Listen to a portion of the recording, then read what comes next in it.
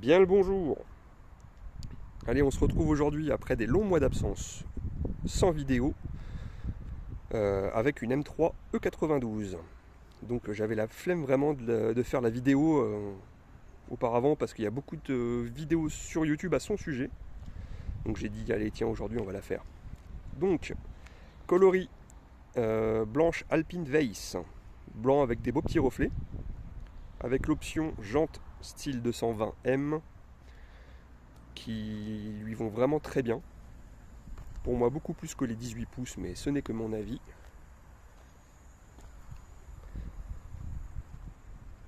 Donc on va pas beaucoup traîner sur l'extérieur et la conduite parce qu'il y a beaucoup de vidéos à son sujet. 4 sorties de pot. C'est une phase 1, on la reconnaît au feu arrière avec la bande blanche. La phase 2 a des feux à LED. Voilà, une voiture vraiment très effilée, très bodybuildée en même temps, avec le toit carbone et le blanc. Je trouve que ça lui va vraiment très bien. C'est vraiment une voiture aux courbes intemporelles. Je trouve qu'elle est toujours à la mode, même presque 15 ans après. C'est une très belle voiture. On a toujours les rétros typiques BMW sur les M, avec l'espèce d'ergot là où on peut rentrer presque sa main dedans. L'avant, avec les feux Angel Eyes, la calandre chromée d'origine. La plus belle pièce de cette voiture, c'est le capot, bien évidemment, pour laisser passer le V8 4 litres atmosphérique.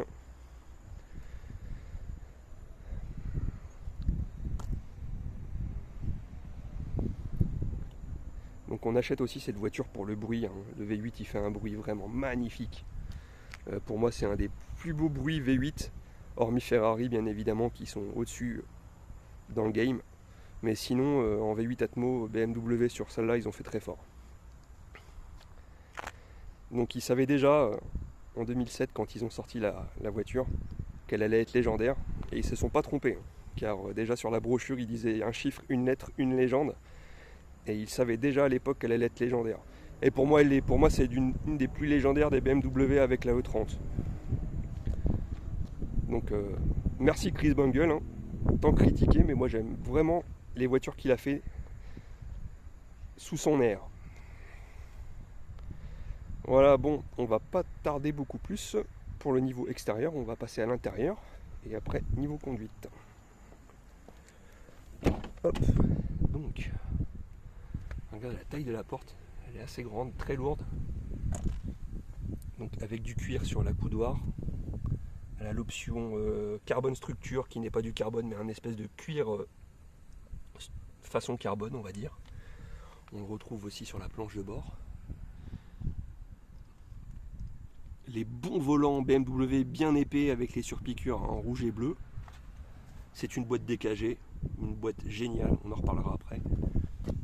L'intérieur c'est un cuir speed, donc bourrelé ici et là en cuir, assise et dossier, en tissu avec une bande blanche au milieu, qui est pas très courant d'ailleurs. Donc ici en option on a les suspensions pilotées, la boîte DKG qui est aussi une option à 4000 balles quand même à l'époque.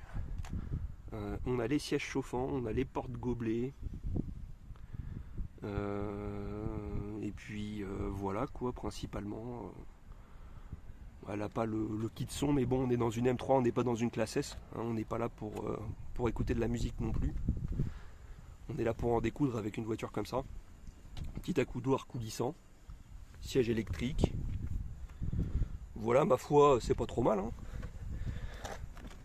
Donc les places arrière, il n'y en a que 2. Hein. Ils s'en tamponnent le coquillard du 3e. Ils ont dit nous on fait une 4 places. Donc colonne de transmission, on fait des rangements à porte-gobelet et ça suffira. Et c'est très confort à l'arrière. C'est pas non plus une classe S. Voilà, donc c'est une phase 1 avec l'e-Drive 2, donc c'est une début 2009. Donc l'e-Drive 2 on le reconnaît avec cette molette là et les boutons raccourcis. L'e-Drive 1, c'est une molette un peu plus grossière en aluminium sans les boutons raccourcis. Voilà. Donc ici on a le système aussi Drive Logic qui fait que la boîte est vraiment géniale. Allez, c'est parti pour la conduite maintenant. On se retrouve pour l'essai routier avant qu'il fasse nuit. Je sais pas si ça se remarque à la cam, mais ça commence à être sombre. Donc la voiture est chaude. C'est long à chauffer, une M3 92. Hein.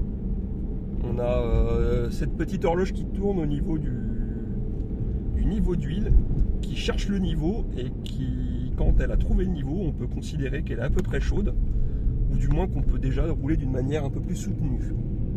Donc c'est pas des fois aberrant de faire 15-20 km avant que le niveau d'huile apparaisse. Hein. Donc c'est une voiture qui consomme un petit peu d'huile, donc toujours prévoir un petit appoint d'huile dans le coffre.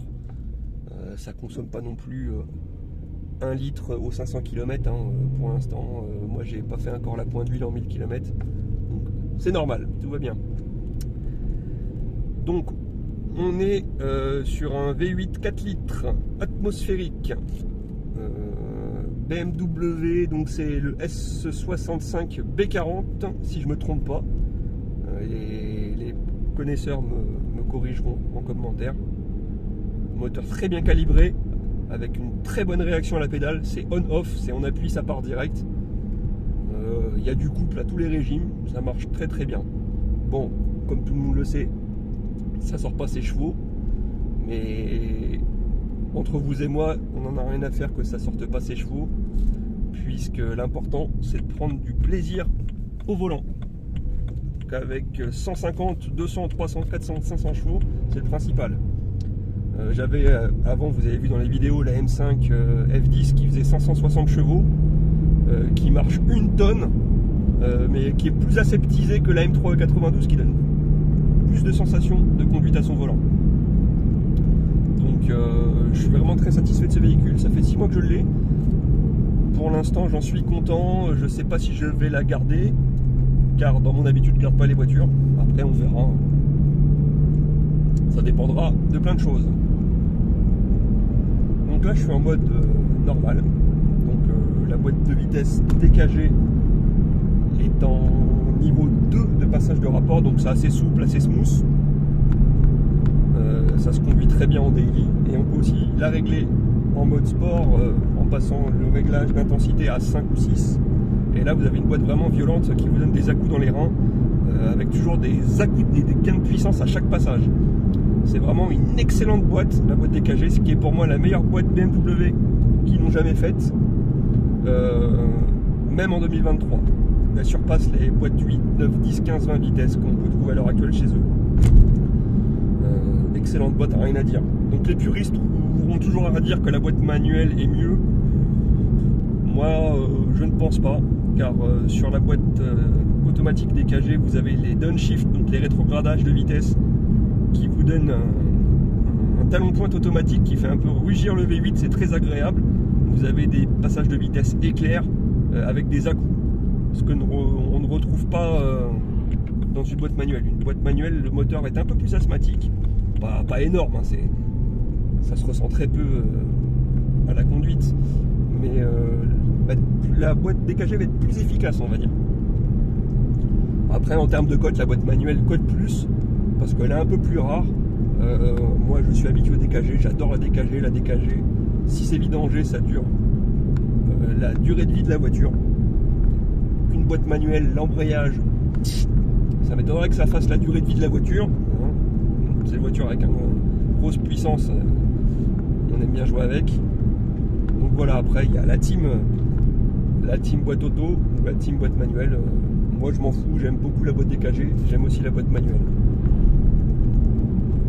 Donc même si ça sort pas ses chevaux, on va dire que celle-là doit sortir, elle n'est jamais passée au banc, mais peut-être 400, 390 peut-être, 400 maximum, comme toutes les M3 en général. Ça suffit largement en termes de puissance, on prend beaucoup de plaisir, ça pousse, ça fait un bruit magnifique, le bruit est vraiment très très joli. Alors pour ceux qui ne savent pas, c'est sur la même conception que le V10, hein, le V8, ils ont simplement enlevé 2 cylindres en moins, sinon c'est plus ou moins la même conception moteur. Hein. Donc on peut dire que cette M3 elle a plus ou moins un moteur issu de la Formule 1 dans sa genèse. Et ça c'est cool pour une voiture de série. Donc la voiture, on peut la passer en mode sport via le petit raccourci sur le volant, le bouton M. Vous pouvez programmer ça dans les réglages en mettant soit désactivation de l'EDC. Donc là c'est très dangereux, il faut quand même maîtriser la voiture. On parle d'une propulsion avec 400 chevaux, donc sur les roues arrière ça rigole pas. Moi elle est en M dynamique parce que je suis pas un pilote.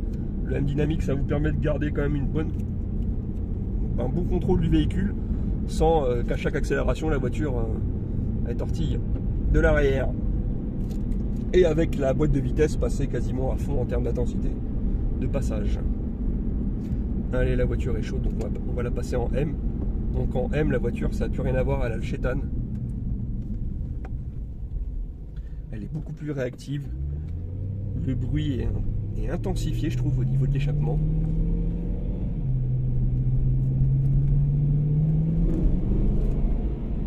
Je sais pas si on l'entend là, mais elle est vraiment violente en M. En M Sport, en mode sport, quoi, tout court. C'est pour ça qu'on aime les BMW. Et si je peux me le permettre, à la sortie de ce petit village, on fera une petite accélération jusqu'à 80 km/h pour voir et entendre ce que ce moteur a dans le ventre. J'ouvre un petit peu les vitres, on va entendre un petit peu de vent. Là je suis en troisième, j'appuie, ça demande qu'à y aller, quoi.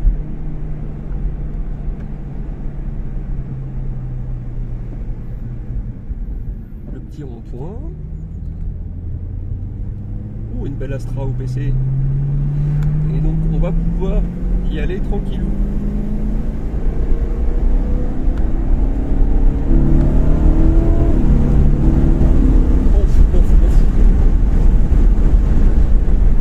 C'est vraiment jouissif une voiture comme ça. On n'a même pas envie de rouler vite tellement que ça... C'est extraordinaire. Il y a vraiment, pour moi, que BMW qui arrive à faire ressentir autant de plaisir de conduite dans les bagnoles. Donc là, je suis à 80, on est sur route ouverte, on va pas faire des dingueries. Je suis en 6ème, donc je peux faire tomber le 7ème rapport qui vous fait rétrograder, enfin redescendre un petit peu dans les tours, qui vous fait moins consommer, quitte au passage consomme, une voiture qui consomme beaucoup. On est facilement à 13-14 litres en roulant de manière soutenue. On peut arriver aux 10 litres en roulant en mode normal et avec une plume sur le pied. Et 10 litres sur un V8, je trouve que c'est très honorable. Donc là je suis en 7ème. Je vais passer 2 rapports de moins.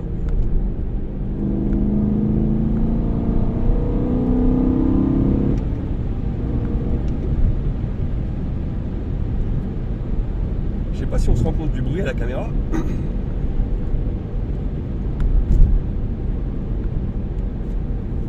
Car j'ai du matériel un peu amateur. On va pas se mentir. Donc voilà, là on a des séries de virage un petit peu en S. Ça se prend très bien. On est en sécurité totale. Même sous la pluie, sans appuyer, ça c'est pas piégeur, quoi. Surtout si vous mettez en M dynamique, pas sous la pluie bien sûr, hein, sur le sec, vous avez peu de chance d'aller valdinguer si vous restez raisonnable, ça va de soi. Et là on va prendre à droite.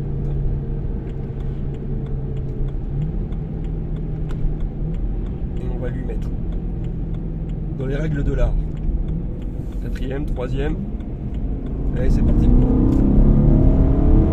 Pied dedans. 90, on arrête. Beau virolo là, qui se prend finger in the nose. Qu'est-ce que c'est bon? Qu'est-ce que c'est bon? Allez, on va essayer de faire demi-tour. Donc, niveau cote de cette voiture, c'est une BMW qui ne perd pas de valeur, celle-là, faut le savoir. Hein. Sur 5 ans, on est sur du plus 20%. Et en moyenne par an, depuis 5 ans, ça tourne à 5%. Donc quand vous achetez une voiture comme ça, que vous l'entretenez normalement, vous n'allez pas gagner d'argent, mais vous n'allez pas en perdre. Moyennant la cote du véhicule qui monte et l'entretien, vous retombez sur vos pattes. Donc vous pouvez très bien lui mettre 10 000 km, la garder 2 ans ou 1 an et demi, et la revendre peut-être le prix que vous l'avez acheté. Donc ça c'est formidable. Et on n'a pas beaucoup de voitures qui font ça, mais quand même de plus en plus, on va dire qu'avec le chamboulement du marché de l'électrique sur les voitures, qui fait augmenter ces petits bébés.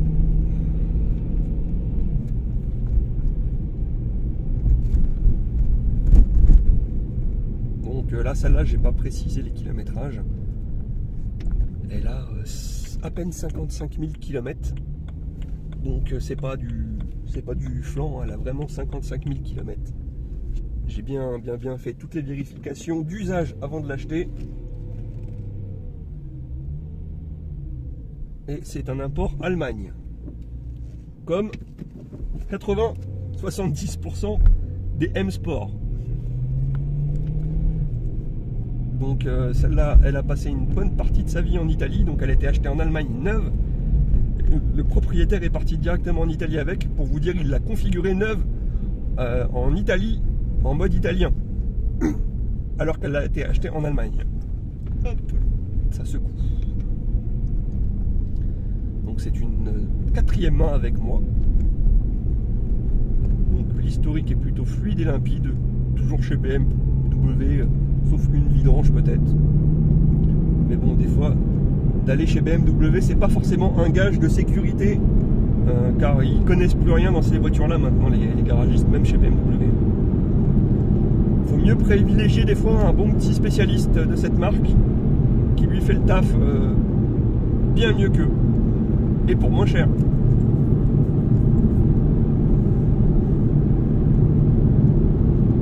Bon bah voilà, on est sur un essai routier de presque 13 minutes. J'espère que ça vous aura plu. La prochaine vidéo sera en 2024 à l'allure où je les poste, du moins pour la prochaine. Je vous dis bien évidemment de ne pas liker la vidéo et de ne pas vous abonner, c'est la moindre des choses, car j'ai pas besoin de YouTube pour vivre, c'est uniquement pour le plaisir. Allez, la bise à tous et à bientôt.